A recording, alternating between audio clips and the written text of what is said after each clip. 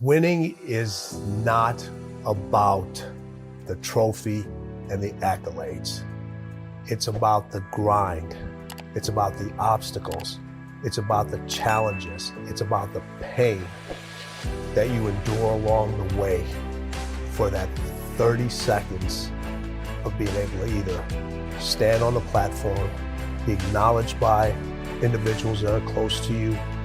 But when that happens, your mind has to immediately shift back, because now you felt and tasted something that you can only get through winning.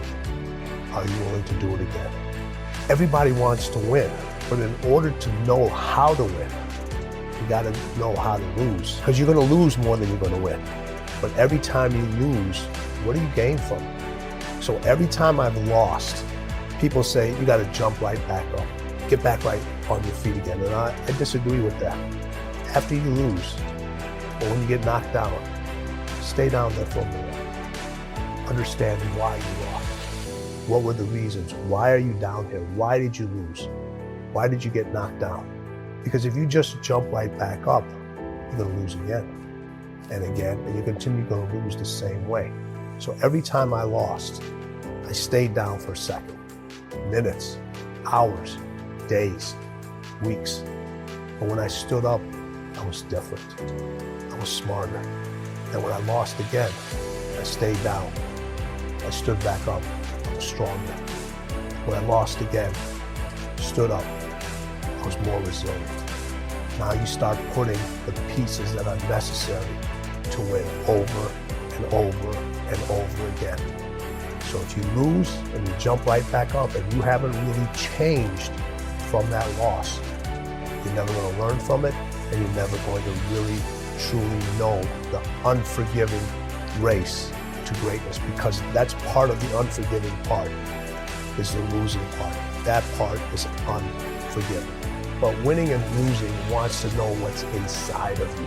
It wants to know what makes you tick. It wants to know what your desires are. It wants to know what your ego is. It wants to know what your limitations are. It wants to know what your mindset is. It wants to know everything about you, because winning does not lie. When you look in the mirror, you can lie and see what's on the surface. You cannot lie what's going on inside. And that's what people are not willing to see, the lies that are truly going on inside of them that are not allowing them to win over and over, or sometimes even win once. You have to look. Winning requires you to go so far deep inside yourself. It's way beyond the surface. People will point out your weaknesses, but there's a big difference between your weaknesses and your flaws. Your flaws are your gifts, and people are so busy trying to deal with their flaws and change their flaws when their flaws are actually allows them to stay in that race. Life and winning is a bunch of sprints within a marathon. And you can't see the end line. Like in a marathon, you know where the end line is. In winning, that race may have an end line, but there's another start line right after. For people that are really driven, and this is not about money, and this isn't about fame. This is about, you can be winning as a school teacher. You can be winning as an entrepreneur. You can be winning in business. You can be winning as an athlete, as a waiter, whatever it is, a waitress, whatever it is. It's that every single time you sprint to that finish line, there's another start line that's coming. And that's why it never ends. It's a marathon that just keeps going, going, and going. And I try to tell people, listen, are you mentally prepared to sprint every single day? And for how long? Because somebody else is sprinting. You don't want them to get what should be your win, ends up being somebody else's win. And everyone says hard work, no, we'll get you closer to that win. How many individuals have you known that you've outworked and they got that win? Winning has no loyalty to you. It has no loyalty to me. It has no loyalty to anybody. You can outwork somebody. You can outstudy them. You can do all these different things. You can apply for a job, and somebody who's less qualified ends up getting that job. Winning is in all of us. We all want to win, but the path people take to get to winning, everybody wants the end result, and they want to feel the sugar and the confetti and all that other stuff. But what you have to endure to win, no one wants to talk about. And that's what really winning is about, because you spend more time enduring it and being in and not in a good place. And I wanted to bring it out and say, hey, no matter what you do in life, where you're at, this is what winning takes. And it's in all of us. It's in all of us. You find wins every single day. And when you find that win every single day, you can get closer to whatever winning means to you. They know what winning feels like, but what it takes to go down that unforgiving race to winning, they don't want to do, because it's just too hard. So they rather stay in the middle. They rather stay, because that's where the majority of the comfort is. It's in the middle. Everybody wants to be seen until it's time to be seen. Winning, in order to win, you have to be seen. And once everyone can see you, you become a target. Everyone has a perception of winning, but the book talks about everything that goes along that path and what winning will bring you. And it's not always what you anticipate it to be. What's the one thing to success? What's the one thing to your success? What's the one thing to making it? What's the one thing to winning? Man, if it was that easy, everybody would do it. But when you look at the road to winning, people look at you and they're like, you're a success, all right? But your road has so many more steps. Those steps are infinite. Sometimes you get to see them, sometimes you don't. Sometimes they're there, other times they're wobbly. And you don't know if that next step is going to be there, but you have enough belief in yourself to say, I know it's there. I'm going to take that step. I may miss the step, I may fall, I may get scraped.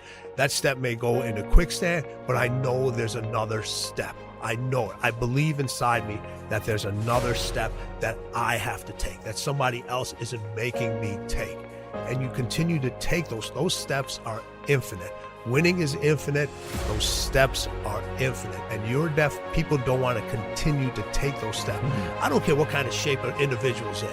The greatest athletes, as much training as they ever do, if you've ever had to run up a flight of steps, it's hard. It's extremely difficult. So when people say there's 10 easy steps, or there's 5 steps of greatness, or their steps to me are infinite. And even when you put that plan out there, people aren't willing to even take those 5 steps.